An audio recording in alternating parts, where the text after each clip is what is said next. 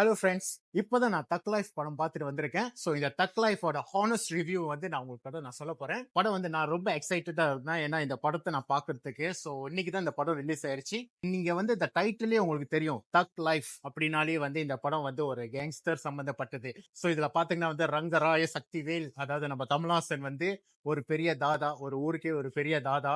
So அவருக்கு ஒரு அண்ணன் இருக்காங்க, மற்றும் கூட சுத்தி இருக்காங்க. சோ சிம்பு வந்து சின்ன வயசுலயே வந்து கமலஹாசன் கூட தான் வளர்றாரு. நீங்க ட்ரெய்லர்ல கூட நீங்க பாத்திருப்பீங்க. சோ நான் ரிவ்யூ பண்ணல. இந்த படத்தோட ஒன் லைன் ஸ்டோரி வந்து என்னன்னா, கிங்டம் பிடிக்கிறதுக்காக சுத்தி இருக்கிறவங்களே, அதாவது கூட இருக்கிறவங்களே வந்து துரோகம் பண்ணிடுவாங்க. சரிங்களா? கதை எங்கேயோ கேட்ட மாதிரி இருக்குல்ல? ஆமாங்க, வழக்கமா வந்து இது எல்லாம் சினிமால வர்றதுதாங்க. அதாவது வந்து ஒரு பெரிய ஆள் இருந்தாங்கன்னா அந்த இடத்த பிடிக்கிறதுக்கு வந்து யாரு வராங்க, அதே சமயம் பாத்தீங்கன்னா வந்து கூட இருக்கிறவங்களே வந்து தூண்டி விட்டு துரோகம் செஞ்சிருவாங்க. இந்த படத்தோட பிளஸ் நான் சொல்றேன், இந்த படத்துல நடிச்சவங்க எல்லாமே வந்து பிளஸ் தாங்க.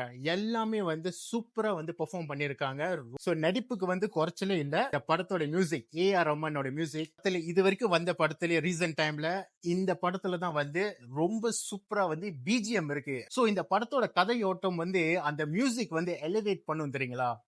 செம்மையா இருக்கு கைஸ். படத்தோட கேமரா வந்து ஒரு விஷயத்த வந்து நல்ல அழகா காட்டியிருக்காங்க. நல்ல ஆடியன்ஸ்க்கு வந்து ரொம்ப விறுவிறுப்பா காட்டியிருக்காங்க. காட்சி அமைப்புகளா இருக்கட்டும், எடிட்டிங்கா இருக்கட்டும், எல்லாமே வந்து த பெஸ்டா வந்து கொடுத்திருக்காங்க. அண்ட் முக்கியமா இந்த படத்தோட ஃபைட் சீன்லாம் வந்து ரொம்ப ரொம்ப அழகா கோரியோகிராஃப் பண்ணியிருக்காங்க. த்ரிஷா ரொம்ப அழகா இருக்காங்க. அதுல வந்து அது கமல்ஹாசன் த்ரிஷா அந்த காம்பினேஷன் சீன்லாம் வந்து ரொம்ப நல்லா இருக்கும் பாக்குறதுக்கு. And also Simbu.